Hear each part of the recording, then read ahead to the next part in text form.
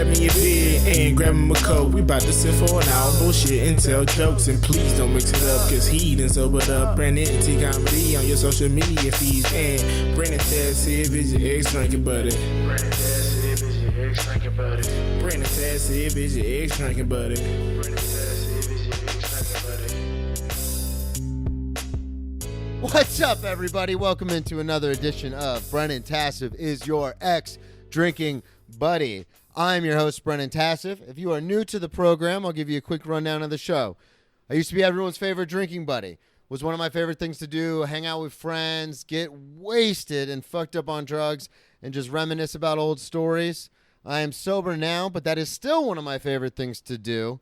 Hang out with people, talk shit, talk shop, and just reminisce about the good old days. I will normally be joined by a guest. This week is no exception. Bartender extraordinaire, New York City comedian, Mr. John Slack. Thank you very much. What's going on? It's hard to announce credentials when you fucking have none. This man was student of the month at St. Andrew's Catholic Elementary There we go. 1993. Student of the month. What's happening? How we doing? Good, man. How are you? I'm doing great. Feel good. Had a great day. It's beautiful outside. It is very nice. Feel good. This one's going up, so I don't have any episodes banked, so this one will go out today for Patreon and then on Friday for everybody else. Fuck yes. So we're going to get it going, man. So for those of you listening, you live in New York, originally from Philadelphia.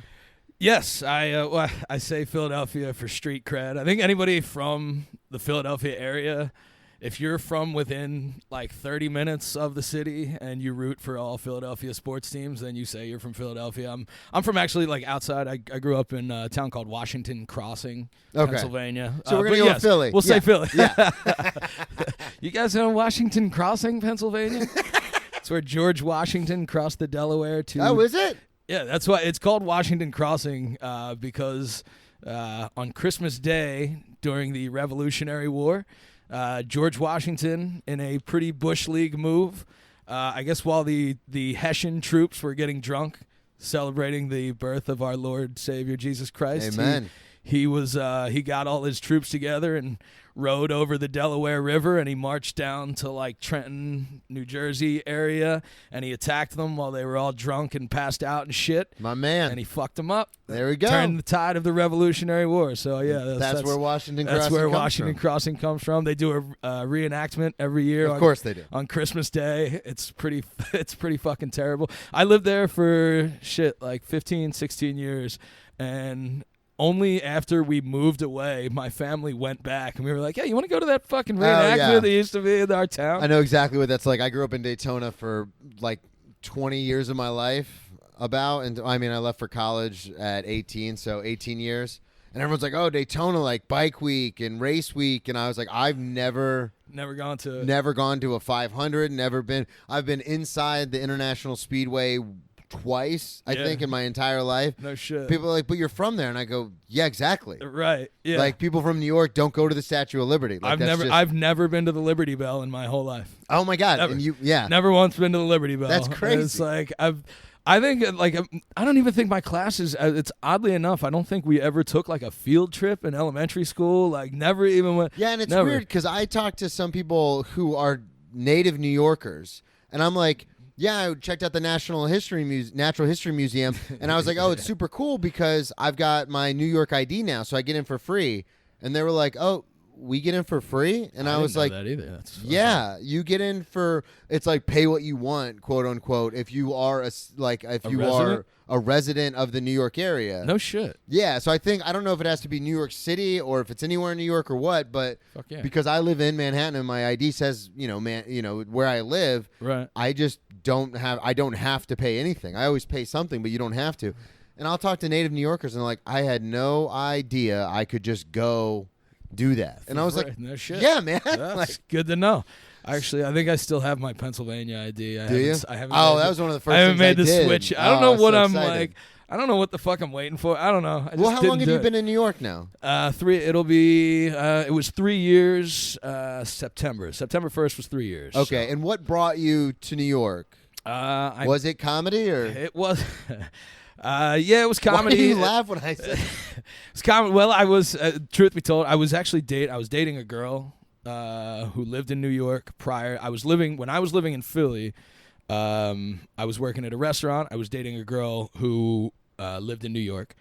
And that's kind of when I started. I would come up here. I would work. you started commuting? I would commute. Yeah, I would work. I was off Mondays and Tuesdays. I would work Wednesday through Sunday, bartending. I would get done my shift Sunday night. I would drive up to New York and hang up here, Monday and Tuesday, and then I would drive back Wednesday morning. Okay. But I was doing, when I was in Philadelphia, I would do comedy to an extent. It doesn't have the, there's not the opportunities that you have here in New York, I guess. But I was doing it here and there, and it was kind of something that I wanted to pursue. How did you get into it? Was it one of those things where you just always loved comedy, or? Well, my buddies and I, actually, we used to go, there was a mic, an open mic in Philadelphia. Okay. At Helium Comedy Club. Yeah, I know Helium. Down at 16th and Sansom, or 20th and Sansom, somewhere down in Center City. And it was free every Tuesday night. And my buddies and I all used to go down just because we were kind of poor. We were 22, 23, 24 years old. Yeah. Didn't really have good jobs yet. I say yet as if I have a good job now. We didn't have a lot of money. So it was just, they would do a free show every Tuesday night. And we were like, fuck it. Let's go. So you just went as just to as an watch audience. comedy. We would watch an open mic. But oddly enough, we would go, and it got to a point where we would go every Tuesday to the point where we knew, when a comic was coming up, we'd be like, oh, here comes this guy. We could, recite their jokes. Yeah. Before they would even do them, we'd be like, oh, this guy's fucking coming up again. But, some of the guys were really good. Yeah. We used to, Shane Gillis used to be there. Oh, really? Oh, yeah. And that was the first time I ever saw him, was at an open mic in Philadelphia.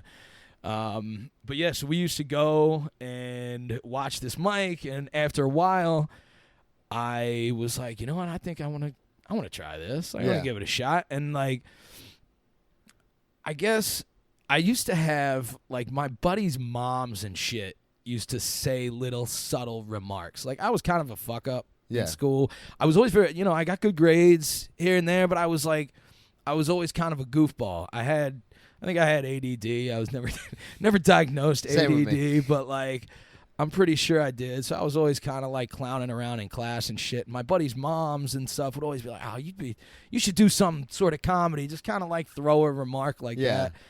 And you should be in entertainment. And I always had the opportunity. I could make my buddies laugh and shit at the bar.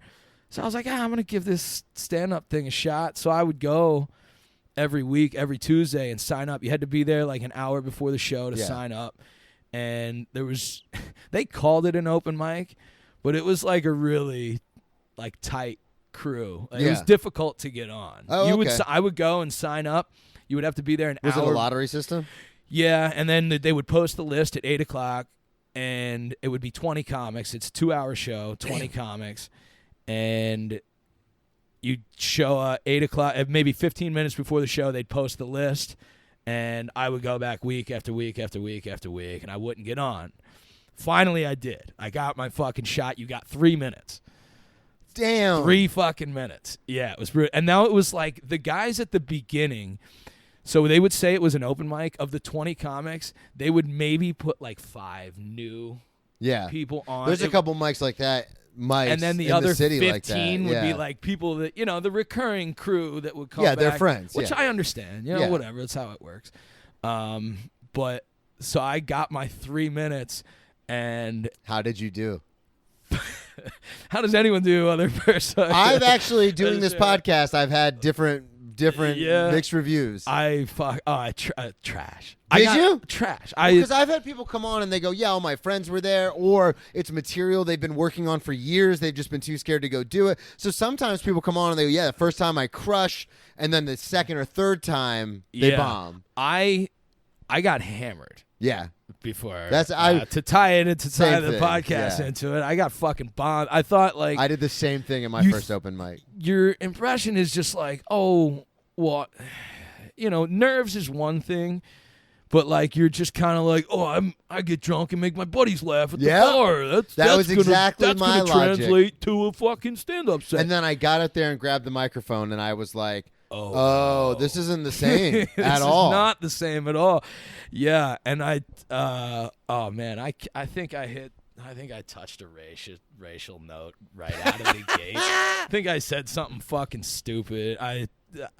Which is not something that you're unfamiliar with, because we were talking about the Broadway show that I did, the fucking Industry Room. Yeah. And you and I were talking about it, because full disclosure to the listeners, I had no idea you did comedy. Yeah. So you work as a bartender at The Stand, which is a huge comedy club, and there's a big thing there that they won't hire comics. Like, that's what they say on all the postings and stuff. Yeah.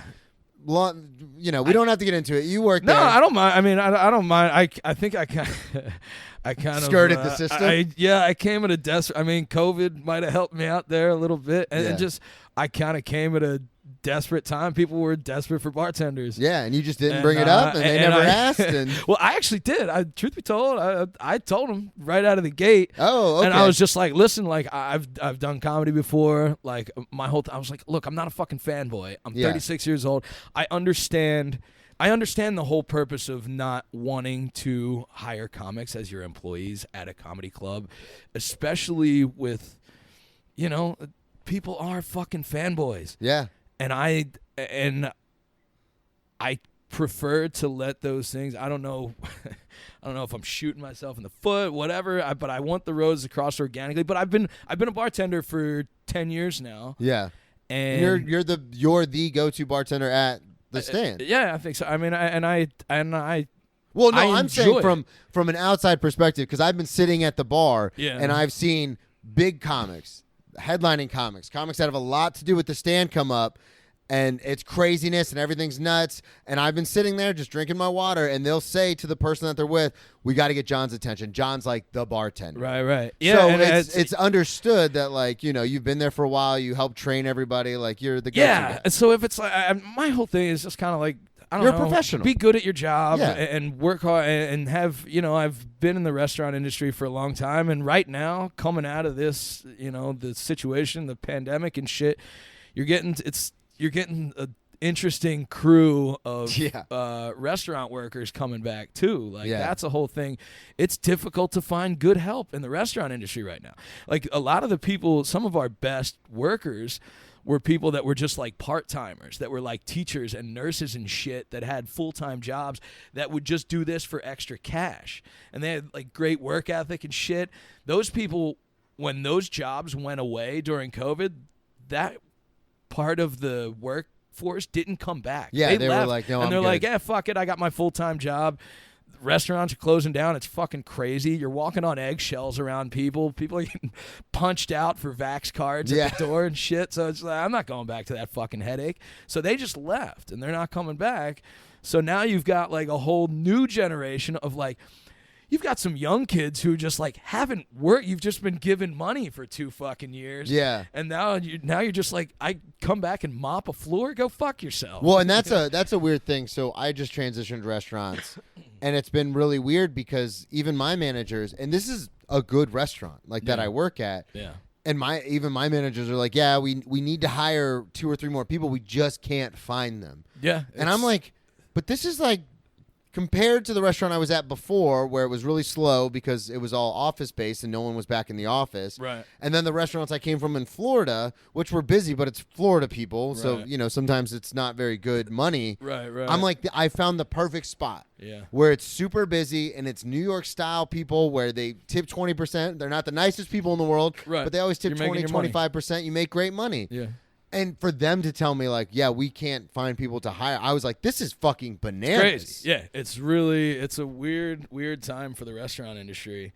But I think, it might have worked in my favor. Yeah, so now you get the job. I skirted myself into it. And it's just kind of like, look, it's just, I totally get the conflict of interest, especially in the modern day era that, we've talked about this before, where it's just kind of like a lot of people try, you want to skirt the line a little bit. Nobody wants to pay dues. Everybody wants to cut the fucking line. That quick thing, and and it being there presents an opportunity for itself to to mingle with comics and stuff, but at the same time, like I don't want to get to that situation just because I'm friends with somebody or somebody put me on. If I suck, then I don't, Well, in the comics that you hang out with, because you organically became friends with these people. Yeah, you told me you were like, some of them didn't even know I do comedy. Yeah, and I try because I don't know, I don't want to like solicit from people. I just kind of like I work hard when I go to my job at the bar, and then on my free time I try and get my work in as much as possible and get my stage time because. It's difficult because I am working a lot of hours right now, so my, the amount I'm getting up is not as much as I would like to, and I know there's no substitute for that stage time, but also being in the club and watching as much comedy as I do was gonna say, really adds to, it really helps. I can't, because I was a guy, I didn't watch a ton of comedy. See, and this is what it's interesting you say that, because I've talked to people, and it's been people from my ilk where it's like, I've loved stand-up since my cousin first showed it to me when I was a kid. Yeah. I used to record Comedy Central Presents on VHS. That was my brother. I would watch comedy. I loved the idea of comedy. Like especially people who would take horrible situations and make them funny, and I loved that. Yeah. And so I consider myself a student of comedy before anything else. Right. Then I've talked to people just like you're saying. It's like I never really watched it. I just kind of thought like I want to try that, and then I kind of got hooked on it. I'm just a narcissist who wants to make everybody hear what I have to say, and that's I want the microphone. My opinions matter than all of your opinions. Yeah, but more than all of yours. But no, but that's my brother was kind of like that. Like he's been watching all of these guys. Like he was. A big like insomniac. He was always watching Dave Attell when I was a little kid. He was always, and like I didn't really watch all that much. Like he, my brother was always he knew all these guys long before I did. Yeah. I just liked, I like to do it. Yeah. I love to do it. I love making people laugh. I just. How old were you when you went to the Helium show? I want to say 23, 24, 25. Because that's what you said. You said you were in your early 20s when you started going. Yeah, that's when I started going. When my first time I got up, I want to say I was 27. Okay. It's funny. So what?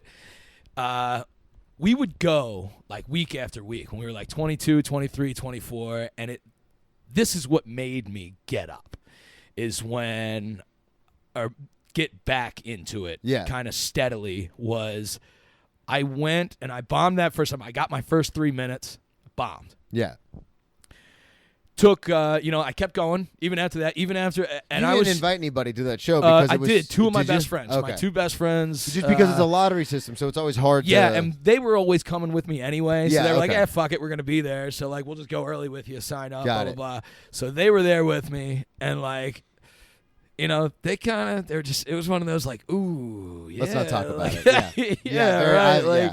You know how it feels when you're with your buddies. I bombed in front of my family, and they've been like, we're just not going to talk about it. Yeah. I bombed in front of my family too. And it's just like, okay, so you want to pursue this, huh? Keep doing it. I talked about it before on here. One of the funniest things my dad ever said to me when I told him I was moving to New York, because I had been doing comedy since 2009. Yeah. So I told him I'm moving to New York, pursuing comedy.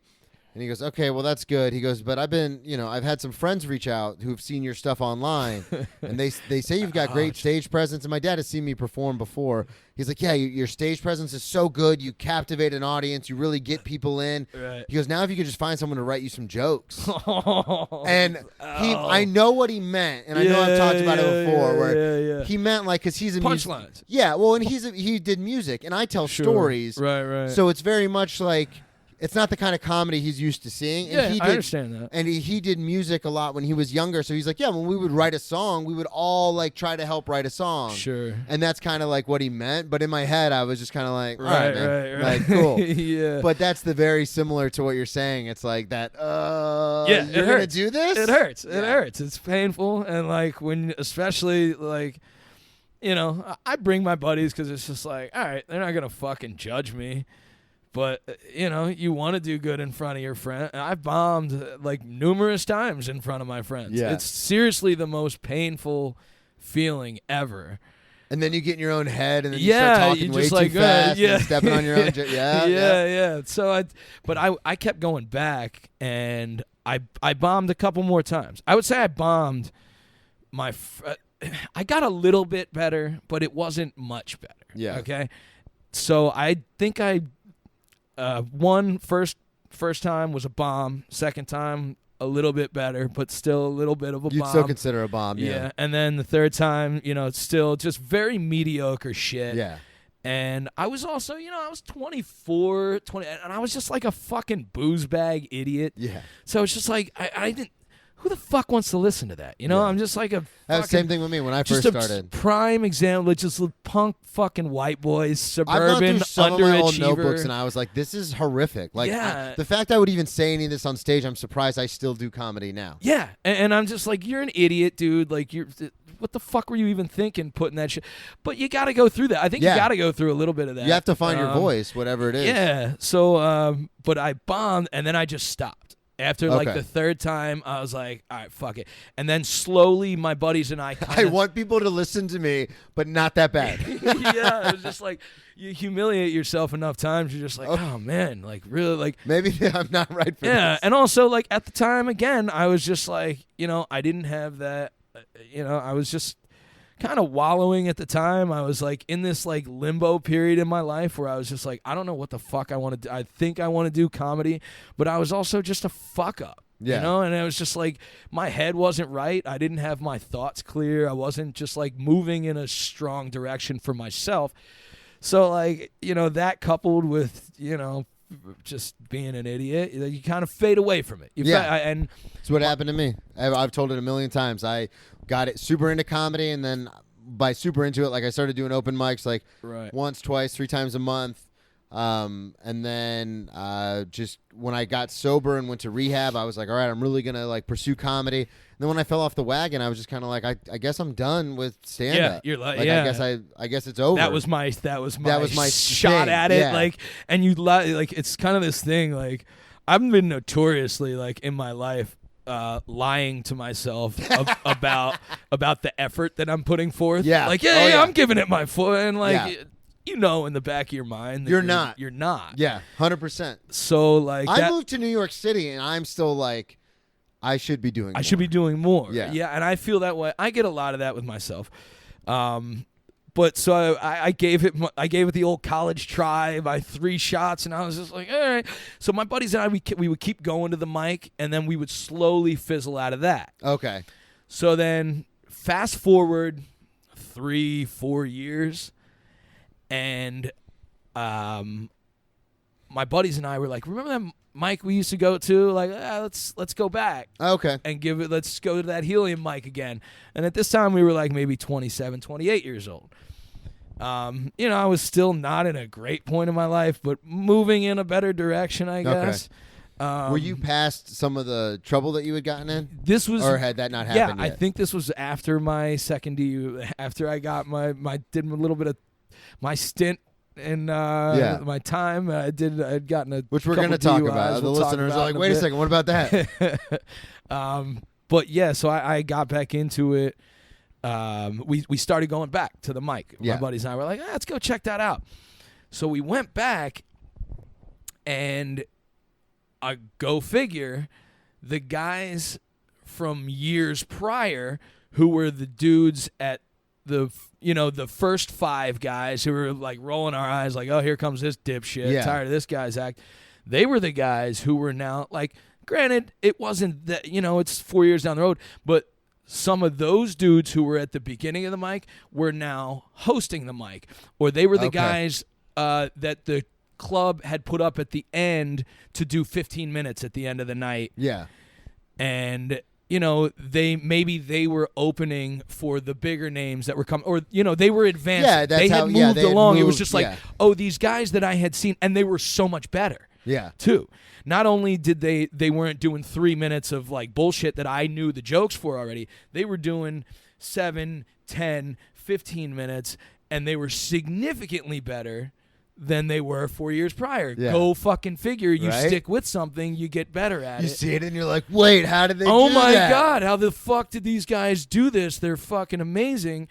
And there you go. You fucking sit there and you stick with something, and, you know, it's like anything else. You'll fucking accidentally practice. get better. Holy shit. Yeah, this guy, like... You could literally, I've seen people go to mics consistently, like in Florida where we have like 12 open mics a week, but they're actual, like a lot of them are actual shows that people go to. Sure. So I've seen people who are terrible, Mm-hmm. but they keep going and keep going. And then after a year or two, you're like, I mean, if you were in front of me at a show, like if you came and opened for, like I wouldn't be horrified. Right. Like you're not, and they're not like, they like when they started, you were like, this is ridiculous. Like you can't even make your friends laugh. Sure. Yeah. And then all of a sudden, like a year or two later, you're like, okay, like All right. you got it. Yeah, you get the gist of it. You're starting to like come out of your shell, and that's true. Like finding a little bit. You said earlier, find your voice is such a term that's like, but it's true. It's like, a played I out understand term, but it. it It's is played out, true, but yeah. it makes sense, and Yeah. I understand it because, like, you know, it's funny. You know, I'm like I have a different. Everyone's got a different path to Yeah. take, and I was talking about this with you the other day, like. There's no substitute. I say there's no substitute for that stage time. And comics will tell me this, like newer comics or up and coming guys will tell me this all the time. Like, man, you got to get up more. You got to get up more. You got to get up more. And I understand that. But also, like, I've seen you perform, not you personally, Yeah. you, the proverbial you, and I've seen you perform, and all of your jokes are about living at home with your mom. And it's just like, okay, like You can't write if you're not living. I can't relate to that. That's Yeah. funny for you, and maybe like you'll find an audience somewhere that can relate to that. But like, okay, I got bills to pay. I don't live at home with my mom. I got a lot of shit I got to pay, and like it's a different level of commitment. But like I get material from that. And I draw things from that, and I'm like, I see what you're saying. Yeah. because I'm not getting up, you know, every single day doesn't necessarily mean Yeah. that I'm not. So this is something that has been a common thread, especially on the podcast since I moved to New York, because I like to talk to people about this all the time. So there's this conflicting ideas. Where some people are of the mindset you have to go to as many open mics as humanly possible every day that you can and just get that stage time, and that's all that matters. Right. And then I've talked to veteran comics, people who make their living doing stand-up, and their whole idea is you've done your 10 Malcolm Gladwell, you've done your 10,000 hours, like you have your set, your 5-minute set, your 10-minute set, your 30-minute set, like you've got your feature set. Like you've got those fine-tuned. And it is very important to get stage time, but it's also what can be as important is hanging out with comics. Right. Getting new things, like finding like new experiences. Watching. Yeah, watching other comics, having new experiences that you can then later write about and turn into jokes. Yeah. And just the general hang. Because then those same people will put you on shows, will Right. take you to open for them, will give you these bigger opportunities in stand-up. So it's been this conflicting idea because when I first got here, I was doing open mics like crazy. And I was like, this isn't making any sense. It's 6 comics. They're all looking at their phone the whole time. The whole and then as soon time. as No they one's go up, paying they attention, leave. and then I they was leave. like, yeah. well, I was like, what am I doing? I'm talking to my fucking self. Like, this doesn't make any sense. Yeah, and I'm like, so my stomach's in knots the whole time I'm on stage. I'm looking at this and I'm a fucking psychopath. Like, Yeah. And I don't know, like, a lot of times I'll go to mics and, like, I don't know anybody, but I'll fucking get there first. I'll be the first one there. Yep, I'll be the always. first one signed up on the fucking list. And then, like, you know, I don't know the person hosting the mic. 10 of their friends are on the thing, and they know this person. Even though I signed up first, I'm bumped. Then they're just like, oh, she'll, you know, who he, she, whatever, will come up to me and be like, oh, hey, I know you signed up for it, but like this person is got to go.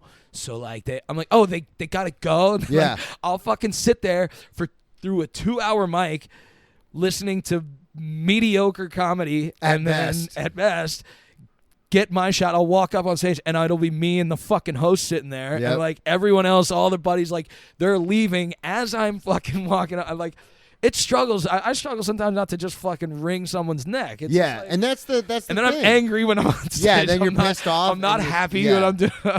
And that's the weird thing is, like, and so that's I kind of feel. I don't know how I feel about it because it's like, yeah, I want stage time. I want to get on Yeah. stage. But if no one's listening, that's the whole reason I do this. Yeah, I hear So it comics doesn't like, make you any gotta sense cut to you gotta yeah. cut your teeth, man. You got to get up. You got to. And I'm like, who am I doing this for? Yeah, I'm like, well, sick to and my my stomach. whenever people say that to me, like, oh, well, you have to do open mic. It's like, no, man. Like, I didn't just come off the bus from fucking small podunk, Wisconsin. Like, I've been doing this. Right. Like, I started in South Florida. Like, I've been doing this a long time. Yeah. And yeah, I might not be that funny, and maybe I'm not the best guy to be saying this, but it's like, it's just like with sports, where it's like, no. Like, I know I'm better than this person, that person, and that person. Yeah. But the big difference is, and I talked about this with Kevin McCaffrey, is it doesn't matter if that person, and that person know the booker, then they Right. get the spot. Sure. That's all that matters. And also, not everybody starts at the same. yeah, Like zero. If me and you just got dropped on planet Earth and someone handed us both a basketball, you might start at a different skill level. Like you might know how to do that yeah, it motion might be more natural. better than Yeah. I am, or whatever, or vice versa. So like, not everybody starts at the same thing. I know if you're people- this like weirdo introverted That's kid, what I was just about to say. who's I know just- people who've been doing comedy longer than I have, and they get on stage, and you're like, is this their first time? Like, what is happening? Right. Because they're so introverted. So it's just kind of like, all right, like I'm not an introverted person. I feel comfortable. I mean, just bartending, I got to fucking Exactly, start yeah. conversations with people all day. So like being in front of people, like even when I was in high school, whenever I had an opportunity to take an elective course, like you have your core Yeah. course in high school. Whenever you have, I always took some sort of public speaking course. Yeah. Which is fucking crazy. Forget like most kids in high school, It's that's the like number a one nightmare. phobia of people speaking Yeah, in public. people hate doing that shit, and I loved it. I don't understand. it- I love it. Yeah, and like Hear ye, it's hear ye. narcissist. Yeah, right. Again, I'm a narcissist. I love me some me. Yeah, I love how I go, I don't understand. It's like, no, I understand no, it. I get it. I just love me. That's all. What I have to say is more important Yes, than exactly. everyone. So yeah, so I mean, I don't know. It's everybody's got their thing, but yeah, I don't know where I am in this journey, and like, but I'm trying not to force anything. Yeah. I'm trying to let my roads cross organically, work hard at anything that I'm doing, show up to my job every day, bartending, and do that well. It is And then- crazy to be like, when you first told me you remember my I like You're like, freaked oh, shit. out. You're I like, was what like, the are fuck? you fucking kidding me? Kidding me? Because you are friends. You are legitimately friends with some big name comedians. Like, we won't say it, but Yeah. you are. And I'm like, do they know? And you're like, nah, I just don't. If it comes up organically, it comes up, but I Yeah. don't bring it up. And Like- I'm like, what? Yeah, and like, it's funny. I don't know how to fucking do it because like, there's some dudes that are like the total fucking opposite. Like you'll get the fanboy end of it, Yeah. where it's just like, they're like Yeah, a you little don't wanna puppy be when they that see guy, a yeah. fucking, they see another comic You've that's probably like, seen that before Oh, all I the see time it. at the I stand. see it all the fucking Certain people time. walk I see in, and it then all everyone the else time. is like, oh my God, hey, start hey. wagging their Yeah. tails, and it's just kind of like, And you and don't I wanna get be that. that I'm person. excited. Yeah. Like I respect this guy. Like I respect the shit out of these guys. Are the top of their craft at what I'm trying to do. But at the end of the day, like, if you're funny, you're funny. Yeah. And if you're good, you're good. And if you're good, you're gonna get your shot. And I would rather Time just takes time. That's it. Yeah, and I'm okay with letting my roads kind of, if I don't, I don't know, taking the slow process, I guess, into this journey and just kind of letting things happen. Dude, you want to talk about, I completely feel you on that. I have been listening, like a hardcore listener podcast, since like the early 2010s, if not before that. I've had this idea for this podcast Yeah. for 10 years. Yeah. And I just started it last year. Yeah. Like, I am That's the cool, epitome man. of slow road. Like, Yeah. we'll get there when we get there. Yeah. Which is weird because I'll come on here and talk so much shit about people who got stuff so fast. I'm like, Right, fuck right. them. Yeah. But I did want to talk to you about, you did mention shenanigans that you have gotten into in the past and how you were kind of a fuck up. Yeah, So I'm a classic, classic underachiever. Shoot yourself in the foot. Well, how many times have you been arrested? Oh my God, I'm afraid to say that. Now this is when we say arrested. This is like how many times have you been put in handcuffs? Stop. I'm gonna say 20 to 25. Okay. Damn, everyone always. I have a whole bit about when I tell people I've been arrested 8 times. They're like, "Oh my God," and you blow me out of the water. I have a big fucking mouth. I've seen it. I've seen you at work before, where somebody like comes up to you and starts riling you up, and you're like, "Dude, like I'm fucking busy. Like, what the fuck do you want?" Yeah. Dude, am I playing on my phone, pal, or am I fucking sweating over here? That guy was such an ass. You don't have a bar back? And you're like, are you fucking kidding me? You think I don't want one, motherfucker? Get your ass back here. I'll tip you out. Yeah. God, that was classic. But, I was just I had a, was it fights? Mostly fights? Fights. Here's the thing. I didn't drink. I wasn't a big drinker to start out. I was a big pothead. Okay. I smoked weed, and I didn't even like all my friends, when we would go to parties, would be fucking pounding beers and shit. And I really like to smoke weed. And is this in high school? This is in high school. I'm about 16 years old, and I got arrested for weed first. Okay. And I was put on juvenile probation when I was 16 years old.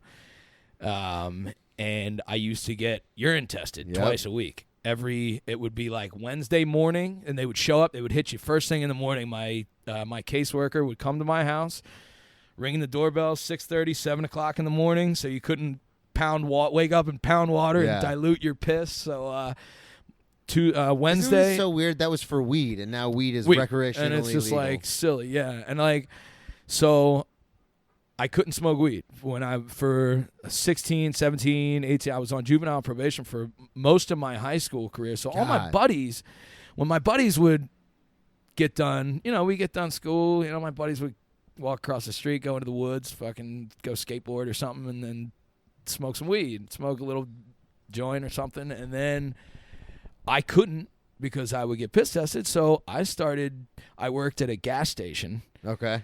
And I used to get the dude that mopped up the shop would buy me beer. I would be like, hey, can you grab me a 6-pack? Yeah. So I started, when all my buddies would smoke a little bit of weed after school, I would grab a 6-pack and start fucking drinking. Yeah. At fucking 16 years old. And you're like, here we go.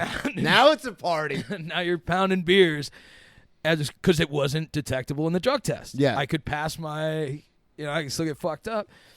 So I just kind of I developed a fucking drinking problem at 16 years old, and that was I guess how it started. I got my first DUI when I was 17. Yeah, 17 years old. I had a party. My parents were away. Had a party at my house. How did you get a DUI at 17 at a party at your house? We ran out of beer. Beer run. I lived not far from Washington Crossing. Is not far from Trenton, New Jersey. Okay. And we used to go to this fucking hood. I don't know if you've been to Trenton, Never. New Jersey. There's no reason to go there. It's a fucking toilet. I'm not a Jersey hater though. I got a thing for Jersey people, but Trenton's a fucking dump. And we used to go, there was a really, really hood beer store called New Family Liquors.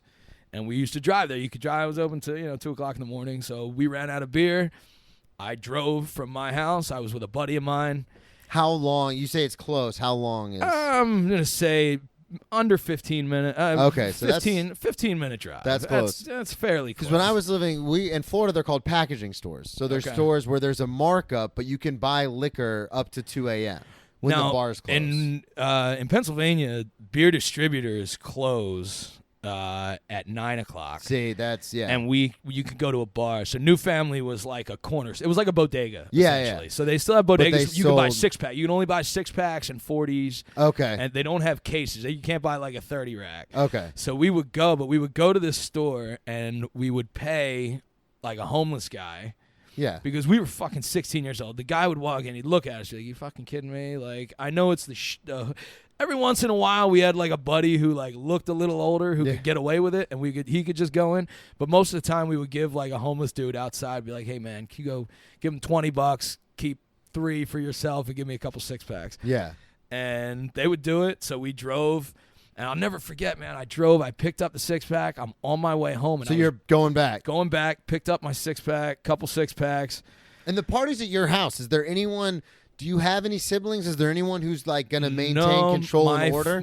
Both of my sisters were with my parents. And you did say you had a brother. I got an older brother. I don't know where he was. He was in the Air Force. So he had nothing to do with. He wasn't there. So I think I was a senior in high school at the time. He was probably away in the Air Force. He was down. So there's no one watching the house. No, it's just me. It was just me no. and all my friends. But all my friends were still at my house. Yeah. Partying. Me and one of my buddies left to go on the beer run. And I'll never forget, I'm on my way back from the store, and there's a straight shot. We're on one road. It's called River Road, down in Washington Crossing. And I just came over the bridge, and I was behind a Mercedes. And he was going fucking slow. The road is like a 30-mile-an-hour road. And it's because it's kind of fucking windy. You're on a river. And this guy was going slow as shit. And I fucking passed him. And 2 minutes later, I fucking got the red and blue lights behind me. And I'm just like, motherfucker. And my buddy who was in the car with me had cracked a beer. I had an open container in that I didn't even notice. I didn't even know he did it. So, like, the cop walks up, and he's like, you been drinking tonight? And I was like, nah. And he just moves his flashlight over right next to me. He's like, what's that right there? And there's an open Budweiser in my passenger. I'm like, oh, yeah, I've been drinking a little bit. And are you still on probation at this point for the weed? This was, yeah. So they locked, I got locked up for that.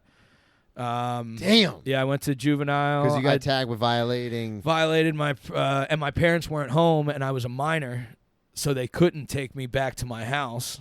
Oh, because there's no supervision. There's no supervision there. Meanwhile, the cops go to my house because there's a party.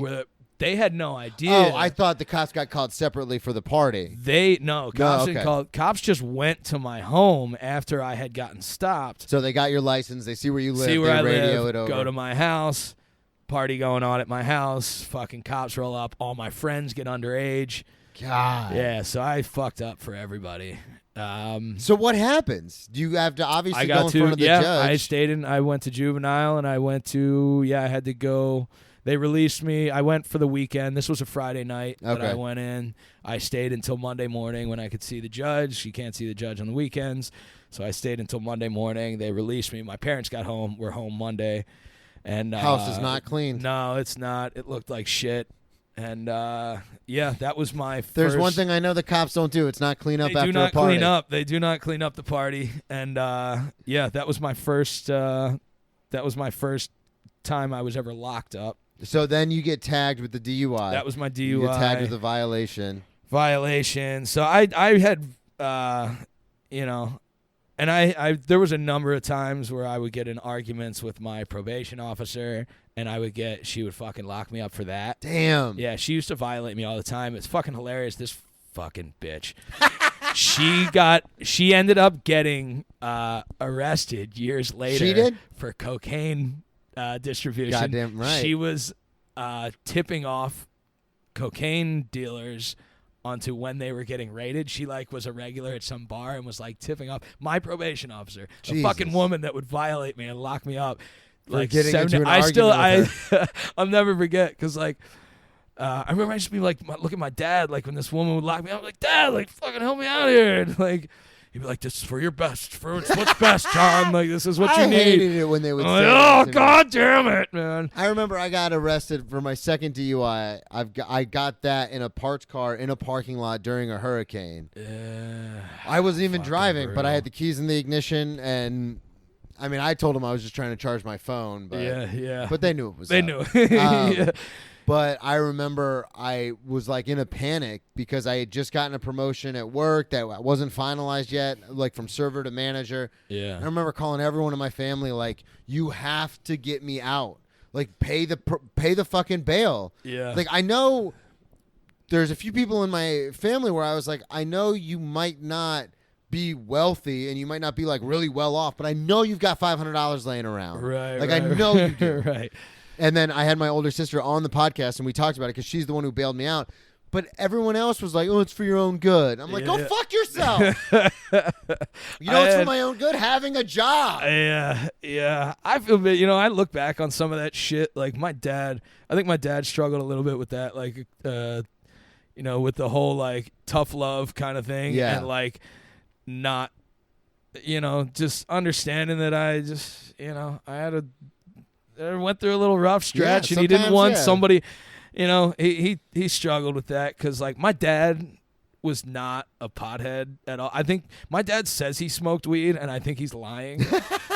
Like I think my dad's perception of weed is like reefer madness, Yeah. type of thing. Like he just like leads to jazz music and fucking like he's Smoking your marijuana cigarettes. Yeah, but my dad is like, my dad will pound 30 beers and not fucking think anything Not even of blink, it. Like, just like, you know, and that drive me to baseball practice. That's Like, that's it was the just- crazy. and coach the team. And Yeah. you know, it was just like, all right, like what's your vices, bro? But but no, he was. So he tough loved you in this situation. He did. You know, he had a. My dad would go between tough love and like not wanting authority figures to like parent me at the same time. Oh yeah, so that's a weird dynamic. Like he used to like, you know, there was one time where there was this judge that that was my hometown, a judge in my hometown that I used to spend a lot of time in front of. Yeah. And you know, he was a fucking jerk off. Like fucking guy, he's actually dead now. Fuck that dude. Serious. You know what? Fuck this guy. This guy literally, this judge was such a fucking piece of shit. He wanted to rid the world of like, you know, every underage drinking. Yeah, he was just a fucking nerd. Lived in a fucking hometown where there was just like no crime, and this guy just wanted to fuck young kids' lives over. Yeah. Rid the young kids. Yeah, you kind of. I stopped there. He just wanted to fuck young kids. But yeah, this guy, my dad, like I'll never forget, like my dad getting into it with this judge. Oh, a couple really? Times. Like this judge, like a couple times, my dad would like be. I never knew where I stood, because like sometimes he would be like, "I think this is what you need, John," and then sometimes he'd be like, "Don't tell my son what he's got to do," and the judge would be like, "Sir, I'll hold you in contempt." Like, I'll hold you in contempt. We had some weird dynamics in the courtroom as youths, but Oh god. no, my dad's the shit, man. Like he was always, you know, I don't think he did. Sometimes he fucked up, you know, in how he handled my my trouble, my trouble and shit. Yeah. But also, I didn't make it easy on him. So well, yeah. know, So you got. I was a fucking pain in the ass. So that was your first DUI. DUI. And then, so on top of you're already in probation for weed, and then you get the DUI, then you get violated, then you have to go to court. So what happens? We'll fast forward a little because you've got 20, so we're not going to be able to go through all of them. But we'll fast forward. Yeah. I mean, this is You've got numerous. You got your second DUI. Now, this is the story that you and I talked about, which prompted me to be like, you've got to come on the podcast. Yeah. So tell how did you get the second DUI, and then we got to talk about... My second one was, so in Pennsylvania, if you go 10 years between your DUIs, it resets to your first DUI. Yeah. So if you get one, you go 10 years, and then you get your second one, you can avoid jail time. So with DUIs... In Florida, it's 5 years. Okay. PA and then is it's 10. 10 years in between your second and third. Okay. So, Fucking A. like, I got my second DUI literally 3 months And it's not from the time you get arrested. It's the time you get sentenced. Right. Yeah, which is a big thing because I got my Sure. first DUI, but then I kept pushing it off, the sentencing, for months. Right. So I got my And first... that's normal. That's most lawyers will do that. Yeah, so I got my first one in August, but I didn't get sentenced until like July of the next year. Yeah. So when I got my second DUI, I was like, oh, I'm way clear. Yeah. And then I was like... I don't know why my lawyer I'm not. my lawyer didn't have the premonition to get that shit rolling. He's like, this guy's probably gonna have another one in a couple of years. We might want to get this process going. Like I got mine. I literally was outside of the 5 years by 2 months, and the judge literally looked at me and laughed and goes, "By the skin of your teeth," because it resets to the first year penalties. Right. So I got first time. my second one 9 years and 9 months after my first. God, after so you the were sentencing 3 of my months first one. So I was out. 3 months out from my 10-year anniversary, and I got my second one, and so I was looking. I'm kind of like, I'm so you're fucked. like 25? I'm 27. I got my first one when I was 17. So, like, going by the month wise, Yeah. I think I was 27 for Yeah, my you had second turned one. 27, yeah. And so my logic at the time, when you get DUIs, it's like a pie chart. They give you like a grid, and it's like, what was your blood alcohol level, Yep. and what offense was it? First offense, second offense, third offense. What's your blood alcohol? And there's like a little grid. And then is there any property damage, all that kind of stuff? Was there an accident? Did you hurt anybody? Blah, blah, blah. There's like factors, but it's pretty much cut and dry in Pennsylvania.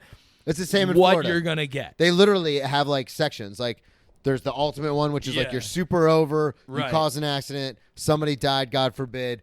Like that's like the max. Right. And then they've got all the way down to basically like you were barely over the limit and everything was fine. So unless you've got just fuck you money, and you've got a killer, the best fucking lawyer who's just got, you're pretty fucked. Yeah. And or you're not. I mean, you are fucked, but the way I like to look at it is like I would see my friends get lawyers for like $5,000, $6,000, $10,000. True. And I'm like, we're all getting the same no matter what. Right. Like it's not even worth it for you to pay the money to get the lawyer. Because I remember my old roommate literally got a DUI like 3 months before I got mine. Right. And he paid all this money for a lawyer and ended up, I think he did get it dropped down to like wet reckless, which is still... Yeah. It's still a DUI. It just doesn't come up. Like if you get another DUI, they'll count it as a DUI. Sure, so I'm like, dude, we had the same penalty. Like it's the same thing, man. Yeah, yeah. So you get 9 years and 9 months. 9 years and 9 months. I got How far were you driving? Were you? I was at a barbecue all fucking day. Okay, and because you said with the grid system, you were kind of fucked. Yeah, I had been drinking most of the day, but I had been like, it was like a steady, like pace yourself kind of drinking. Yeah. And I was at a barbecue, so I was eating a lot. Yeah. So I had like, I had fucking chicken and burgers and dogs and shit. So I was eating all day. Still shouldn't have been driving. Okay, so you were. So because there are times where I've gotten in the car and I'm like, I'm fine. Well, this is what. So I went to my buddy's house. We left the barbecue, went back to my buddy's house, and I had every intention of sleeping at his apartment. We Ubered there, and I had every intention. Every intention. Like I had a blanket. I was under the blanket, and I was ready to rock. And so my buddy had a pretty little apartment, and he didn't have a full-size couch. He only had he had like a recliner and a little fucking love seat. Okay. So not comfortable. I'm fucking laying on this thing for probably about 30 minutes. And I'm like fucking tossing and turning. I'm like, my feet, I like can't get fucking comfortable. Yeah. And the whole time I'm just thinking about I'm like, my car's right there. I'm fucking 20 minutes from home. Just fucking, I'm right there. I'm right there. I can do this. It's a straight shot. I'm on the fucking highway too. Like my buddy lived right off the highway, and my house was right off the highway, like right off the exit. I say all the time. This used to be not now, but my go-to theory in college was, if you're going somewhere, you should always try to take the highway. For me, it was 95 because that was in South Florida. Yeah. But it's like, there's no fucking. First of all, highway patrols the highway. Right. It's not in Florida. We have highway patrol, so they're the ones who go after the people on the highway. Okay. City cops don't even have jurisdiction on the highway technically. Okay. So I used to always be like, no state trooper is trying to pull you over. Like if you're going the speed limit and staying on a straight line, they don't even think to pull you over. Right. So I was like, and cars nowadays, power steering, like you can. Sure. It takes a lot to like swerve. Sure, and that was my logic. Yeah. And I'm like, I had already late, and plus I had been laying. I had stopped drinking for 45 minutes. I do want to say that's a terrible theory, and I don't stick by that anymore. Drinking and driving is terrible. Terrible. Yes. None of this is a good None idea. of this makes I've any learned sense. from all of this, but So yeah, straight that was shot, my you got in logic. your car, I got you a just straight went. shot. I'm going on the highway, and me, I'm a big crank my tunes and fucking I'm a car karaoke guy. I belt it out when I'm when I'm in the whip, when I'm driving, when nobody's there. And I think I just fucking had my music up and I was speeding. He got me for speeding. Yeah. I was doing I think it was I think I hit a fucking zone where they had some like they weren't even doing construction, but they had like the cones up. Yeah. And it had like dropped. They put like a the orange 55 sign, and I was doing it's 75, 80. I think they clocked me at 80 or some shit. That's 95. 95 and I-4 in Florida all day. It's that shit. Yeah. Where like you'll be driving and it's 75 and you're driving or 70 or whatever. And then all of a sudden it'll drop to 55 for like a mile and then Yeah. it shoots back up. So Right. no one ever pays attention. Not even. And there was a cop sitting in the fucking zone, Of so course. he fucking got me. And he probably honestly thought like, this fucking asshole speeding. I got him. Speeding, yeah. And it wasn't super late either. It was like, it wasn't like your prime DUI hours are Yeah. like after, but this was maybe like, 9:30, whatever. Yeah, because you had been drinking all day. So Right. So, so he gets me, and so that was my So what? Take us through. Did you blow? Were you like freaking out? I did blow. Because my second one, I remember I was hammered enough to where I really didn't care that much. Yeah. I was so hammered that when I blew, they were like, "You should be like unconscious. Like, are you? Yeah. How are you talking to us?" And I'm like, "I've had a lot of practice." Yeah. But- yeah, he made me do the field sobriety. I had flip-flops on. I remember that. I had flip-flops on, and I was barefoot. I was driving barefoot. Yeah. My flip-flops, nice and safe, keep your flip-flops right under your pedals.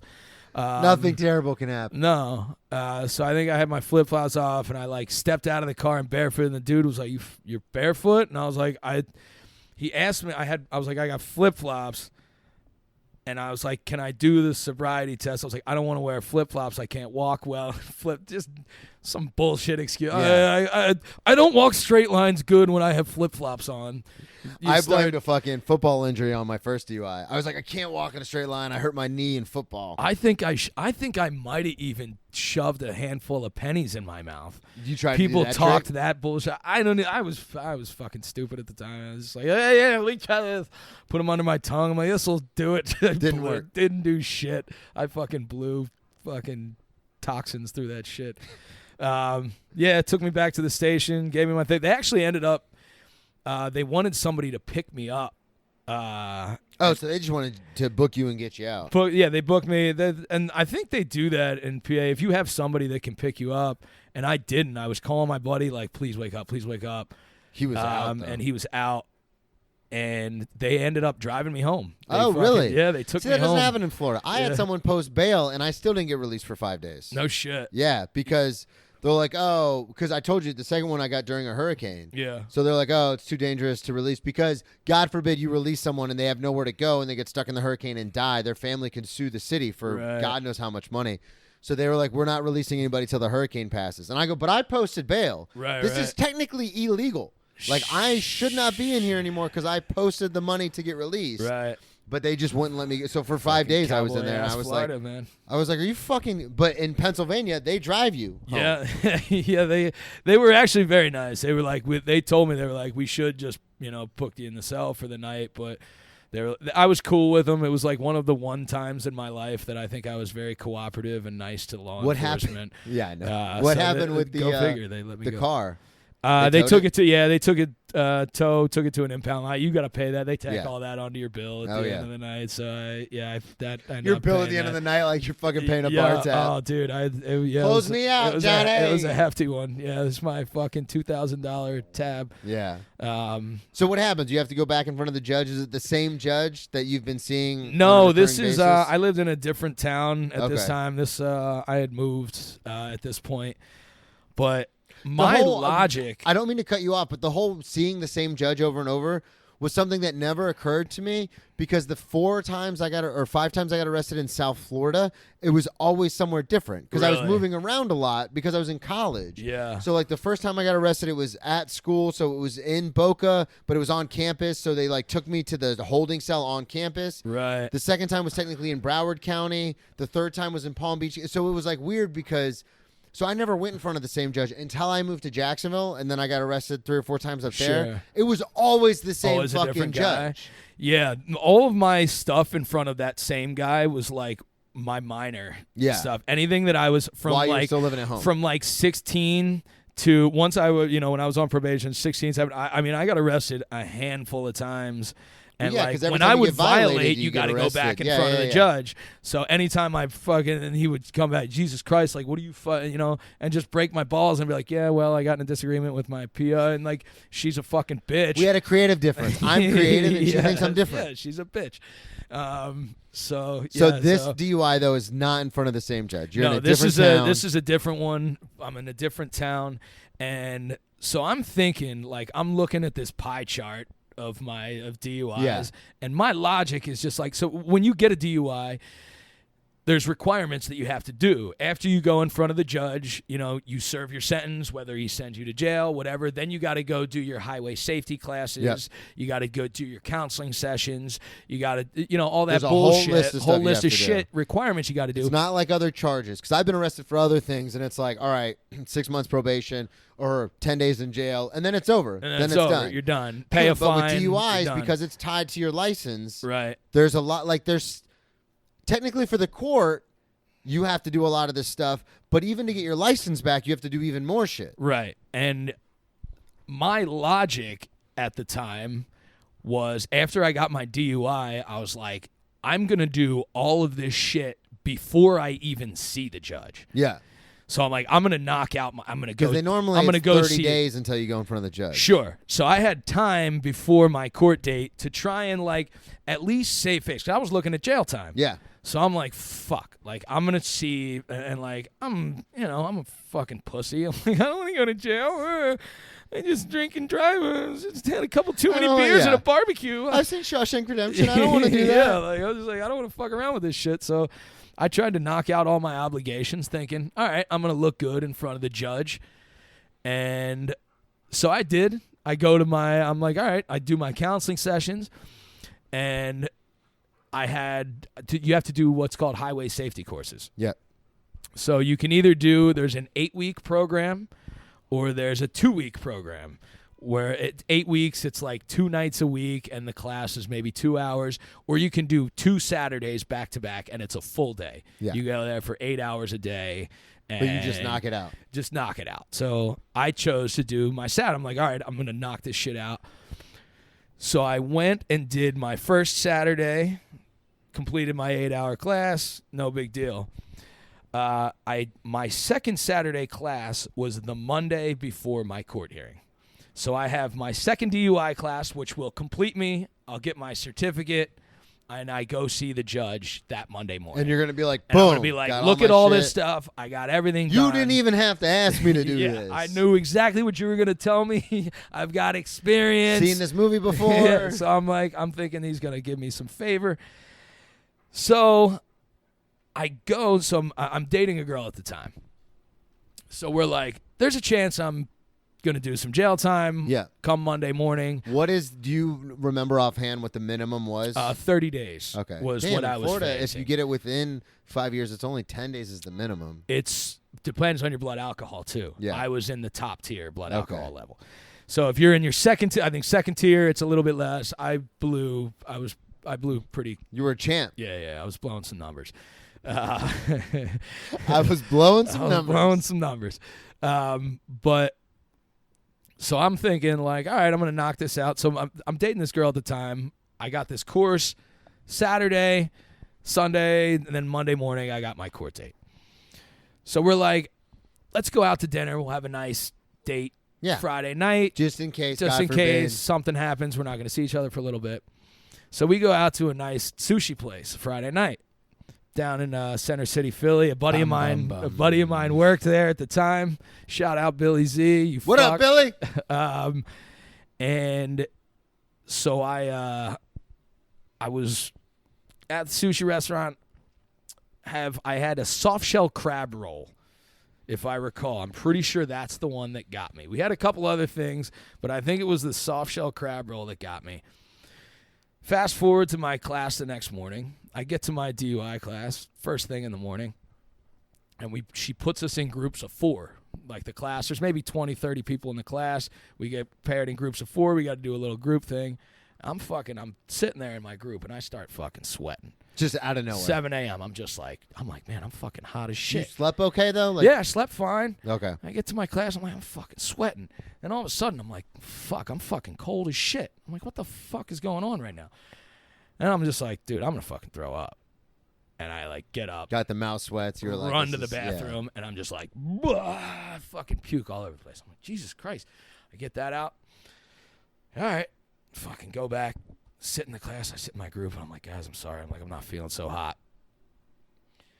5 minutes go by. I'm like, I'm going to fucking throw up again. So there's a thing, because I'm a big believer in puke and rally. There's a thing where a lot of times when you throw up, you feel a lot better, and you're like, all right, cool. I'm good. That's where I was right off the bat. Yeah, so it's you throw up, and you think, oh, man, that was weird, but I'm all right now. Yeah, and now I'm good. And you go back into the class, and then literally within 5 minutes, 5 minutes, I'm just like, oh, my goodness. I'm feeling it. And then I feel like, I'm like, oh, I'm going to shit. And I'm like, and I'm nauseous.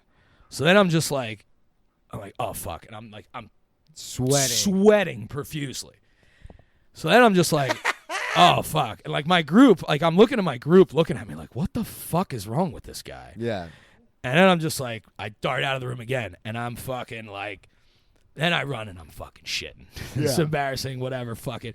I'm shitting, and I am throwing up on the floor. Oh, God. I'm trying to thread the needle and throw up between my legs while I'm shitting, but I'm puking all over the floor. This guy comes in from my class, and he's just like, oh, bud, been there before. You'll get through it, dude. And I'm like, what are you talking about? This guy thinks I'm a junkie. Yeah, he thinks I'm and I'm like, dude, no. And I can't even talk. I'm like, dude, I think I have food poisoning and bad sushi. And the guy's like, yeah, okay, pal, sure. That's the shitty thing about when you're telling the truth. Right. You're in that situation where everyone's like, no, we're all liars here, so we know you're lying. This guy doesn't believe a fucking thing I got to say. I got to piss. Oh, yeah. Go ahead. Yeah, sorry. 97 ounces of cold brew there. There we go. But yeah, so this guy is, I'm in the bathroom doing my thing. Guy comes in. I've been there, pal. Hey, you'll do fine. Suck it up. And I'm just trying to explain to people I ate some fucking bad sushi. Yeah. And when you're in the class, I don't know if anybody's ever taken these classes before, but you can get some interesting characters. Oh yeah. You get some guys that it's just they're going through it.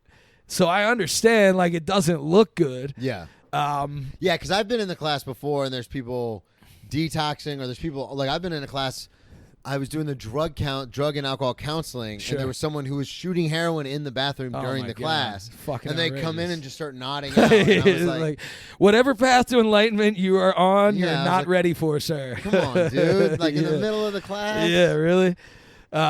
So I mean, I'm rolling, doing my thing, trying to and I just keep going back all day. Yeah. This is 7-8 hours of me doing this, and I'm popping in and out of class, and I can maybe sit in there for 10 minutes at a time, and I'm dipping out, and then I'm spending 45 minutes in the bathroom.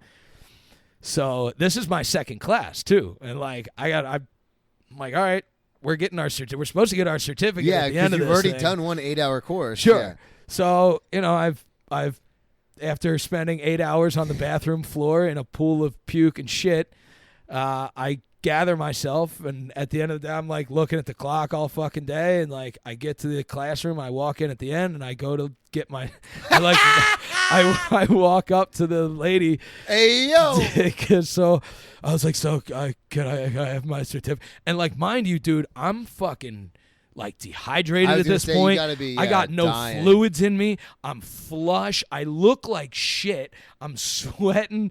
Have you ever seen somebody puking and shitting for 8 hours? They're not looking so When you hot. get that cold, this happened to me when I got alcohol poisoning, but you get a weird cold feeling. Yeah. Not it's like an internal cold. Like your insides feel cold. Yeah, and like because you're so dehydrated, your body can't regulate I'm its like own rattling temperature. inside. Yeah. Like I can feel my rib cage rattling. I'm just like, what the fuck? So I go up and I'm asking. I'm like, hey, can I? So how about that certificate? How about that certificate? She's like, are you serious? She's like, I can't give this to you. She's like, you spent 10 minutes. She's like, I have every inclining to give you a drug test right now. And I was like, please give me a drug test right now. I was like, I'm like, if you need it. She was like, she's like, you're going through something right now. And I was like, miss, I don't know how to tell you this. I was like, I went and got sushi last night with my girlfriend. I swear to God, I have food poisoning right now. I'm like, I have never felt this sick in my life. I was like, please, I have my court date on Monday. All I've wanted to do was get these courses done. So when I go in front of the judge, please don't do that. Start crying, please. I'm serious. I was like, I pulled the I was like, I almost turned it on the tears. If I had any fluids in my body, I think I might have started crying. But I was just like, I didn't even have the energy to cry. But I was just like, please just give me. And I convinced her. She gave it to me. She gave me my certificate. Yeah. So I was just like, oh my God, yes. Get out into my car. I'm fucking driving home from my thing, sweating. My eyes are rolling. I shouldn't have been fucking driving. I'm almost passing out in my car. I'm like driving down the same fucking highway that I got my DUI on. Driving down that highway, eyes rolling back in my fucking head. I get to my house. I had been taking my clothes off in my car, so I'm in my underwear. I'm like doing the thing. I'm like dropping my windows because I'm so hot. Then I start fucking shivering, so I put my windows up, and I'm like, I got no clothes on in my car. I get back to my brother's house. I live with my brother at the time. Get out of my car. I'm army crawling up my front steps because you just don't have calling my brother's name. Like, Frank. My brother's name's Frank, and I'm just like trying to fucking call his name. He literally like walks out and is like, what the fuck is wrong with you, dude? He like, thinks you're fucked up. He thinks I'm fucked up. He's just like, what the fuck is going on right now? Like, I'm just half naked on his fucking front doorstep. I always forget about the half naked screaming his part. name. I have no clothes on. I'm just because I'm sweating. I'm cold. And like, I spent the day in bed. I get I lose everything. I lose every fucking ounce of food and fluids in my stomach. I'm in bed all day Sunday. I got court Monday morning. How are you feeling Monday? Fucking nothing. I have nothing left in me. Yeah. Nothing. I have no food in me. I couldn't eat all because my stomach was fucked all day Sunday. Yeah. The only thing I could stomach was like some water and fucking crackers and like a little bit of soup. And I got my courtroom first thing, 9 a.m. God, Monday morning. Look like death. Dude, I look like shit going into the fucking courtroom, get in front of the judge, sends me right to jail. Nothing worked. The paperwork. He literally looks at the grid. He's like, what was your blood out? Yep, 0.61. Guy gave me 30 days in jail. I had 75 days of house arrest after that with an ankle monitor. God. And I had to do, I forget how much community service I had to do. But so they took me right from the courtroom, put me in cuffs right in the courtroom, took me downstairs to the holding cell, and I recovered from food poisoning on 30 days of prison food. God. Fucking beautiful.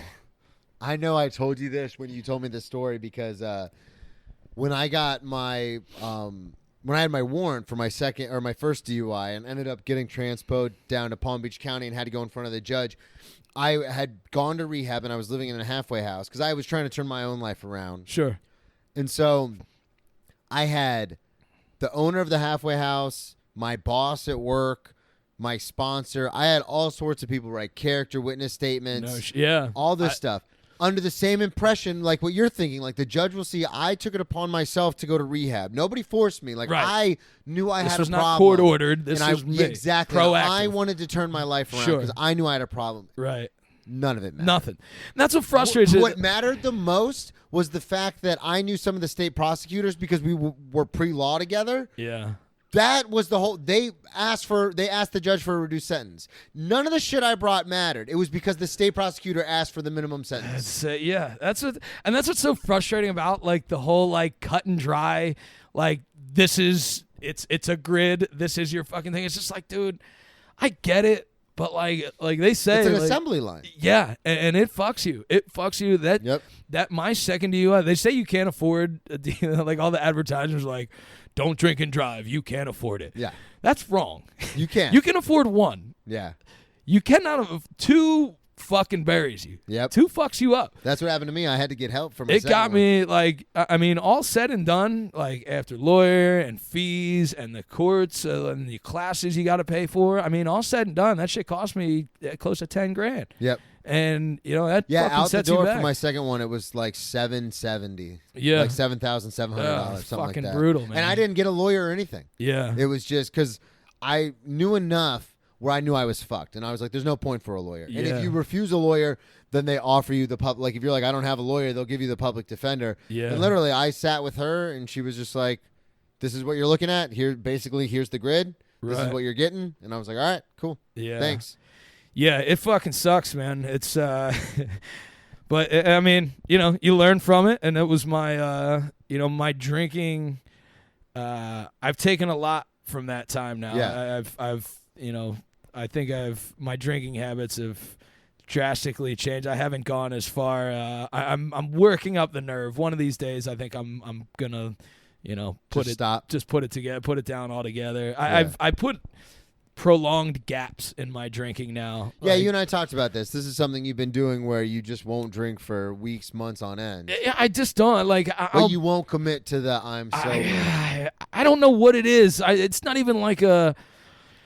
I don't know. I feel like I can't. I feel like I can't. But every time when I do take those breaks, my life just gets better. Yeah. It just like things fall into place for me. I just. And then you have one night of partying and you I wake just up and you're like, like, God damn it. I fall into that fucking depression. Well, we talked about it too, where it takes a week to get out of it one now night that we're older. One night of drinking gives me 3 days of depression. Yeah. After that. So you're not feeling right until like the fourth day, both mentally, physically. So right. It's like, what's the... My attitude is my thing. It's not while I'm drinking so much that's the problem. It's the following days. Yep. When I'm hungover, I'm a fucking miserable dude. Yeah. I'm not fun to be around. I'm irritable. And like, I don't think clearly, and I'm emotional. Yeah. I've noticed that. Well, it's the what the fuck's it called? The chemicals in your brain that regulate like emotion and stuff and anxiety and things like that. I can't think of the word right now, but they get all fucked up when you drink. Yeah, and I didn't realize how much. I just didn't realize how much it affected daily drinking. Yeah. And not even just drinking on a daily basis affects my attitude. And this isn't for everybody. Some people maybe, I'm a bit Some people love it. They love drinking every day. I'm a bit of a cynical guy as it is. Oh yeah. Me too. I don't like the term hater so much. People throw the term hater around. Like I feel like people say hater. Like, you can act like an asshole, and then if someone checks you on it, you just call them a hater, and then you're just like, no, you're a fucking asshole. Just like there's certain situations, too, where you'll call someone an asshole, and then they call you a different word, and then you're like, no, you're just being a dick. I'm not a racist. You're just a fucking dick. Yeah, and it's just like I don't understand, like... some people just act like a fucking schmuck, and then you're just like, hater. It's like, no, you're a fucking douchebag. That's what it is. But I have a little bit of that in me. After all that. The hater thing. The hater, not the calling people hater. No, I am the hater. Yeah. I'm just like, fuck that. Like, anytime, even in comedy, like I'm just like, fuck that guy. I'm fuck that guy. 100%. I got a little bit of that in me. Even though I'm just like, John, what have you done to prove yourself? Well, and the weird thing for me is like, I want there's plenty for everybody. I'm like, everybody should eat. Like, we should all be where we want to be. But then I'll see certain comics go up, and I think their stuff is garbage, but they have this huge following, and I'm like, man, fuck this guy. Girl or person. We've talked about that many times, the following thing with comedy, and that's, again, comes in my hater. I love to watch. you'll watch people fucking go do a 5-minute set, bomb their fucking ass off, and then announce their fucking 10 social media handles after their set. Like, follow me on, no, motherfucker. And then they'll come up to me, hey, what's your I don't want you to follow me. Yeah. Did you like my jokes? Did you laugh at me? No, you played on your fucking phone. So why do you want to follow my Instagram? You're talking about like an open mics and stuff. Yeah, anything like that. I don't know. But like I got a little bit of that fucking wound tight anger, douche in me. So, a little bit of broiness to me that I have, which I don't fucking hate. I don't know.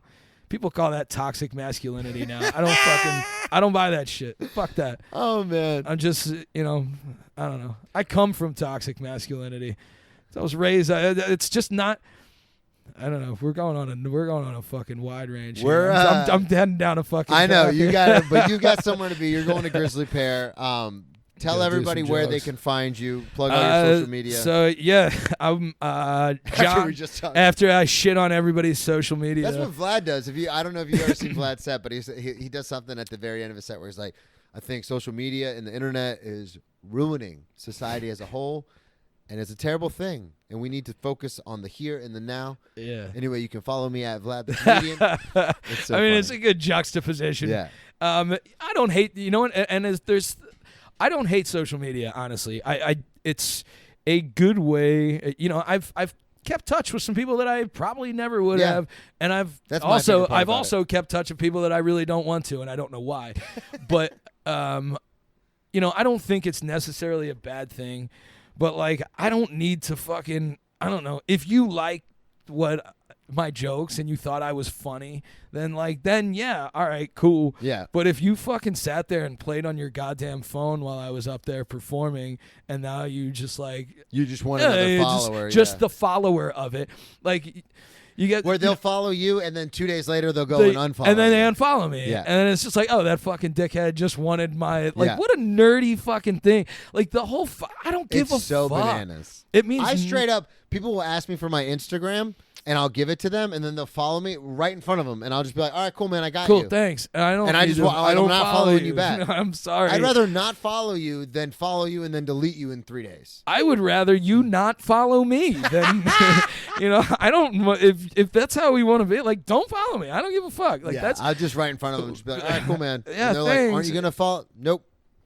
Yeah, if we start to develop some sort of relationship where I am, in fact, your friend, and we, I don't know, and we can have a mutually beneficial relationship, but you just bombed for 8 minutes, and then you announce, I don't give a fuck, dude. And maybe I bombed too, but, like, I don't know. That's the state I hear comics talk about a lot that I feel like we might be missing a little bit in our wave, I guess, of like they didn't have the fucking social media. Yeah. You didn't have like a lot of these guys that we idolize, that we like to watch, that came up, like they don't fucking have that shit. I remember when Bill Burr first got an Instagram. Yeah. And I was like, what? I fucking hate this. I don't want this, but they tell me I need to. My managers tell me I need to get it. So, but like a guy like him, like he's fucking established. He had it. He had success before the wave. Yeah. But like they had that. I hear those guys talk about all the time. They're like the camaraderie that they had. Oh yeah. And like that whole aspect of like, you just wanted each other to be successful just for the sake of doing it, and like you develop these organic relationships, whereas it doesn't even feel like a all right, follow my Instagram. Yeah, it's frustrating a lot of times too, because I like the social media aspect because then it's easy for me to communicate with other people, but it also sucks because I'll have full-on conversations with people on social media, and then I'll see them in person, and it's like super awkward. It's weird, and I'm like, what the fuck are we doing? Do this? Like my ex, I used to joke with her all the time because I'd be like, you can't even like we would run into her friends because she was in a sorority, and she wouldn't even introduce me. Right. And I'm like, are you that and she's a lot younger than me, so I was like, is it just your whole you guys, all of you, are just that disconnected with how to properly behave in public because you're normal always human online. interaction. Yeah. regular human interaction. I look at it with like even my little cousins when I go to family parties. Like I come from a huge family. My dad's the oldest of 11. Jesus. I have like 27 cousins on my dad's side alone.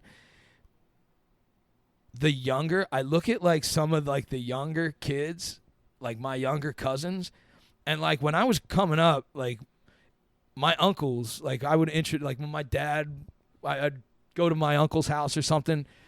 You look your Uncle Paul in the eye and you shake his hand. You look your Uncle Greg in the eye, you shake his hand like a man. Like these, they give me the fucking dead fish hand down, fake, looking down at their fucking shoes. And I'm just like, I'm your fucking cousin, dude. We're cool. We're family. Like, why are you like this, you fucking indoor kid? Nerds. Oh, you got, what are you, like anime, you fucking weirdo? Oh man! Sorry, well, sorry. You gotta to get all out the of anime here. fans. Plug everything if you want. People to follow my you. name is you can follow me on Instagram at John_T_Slack.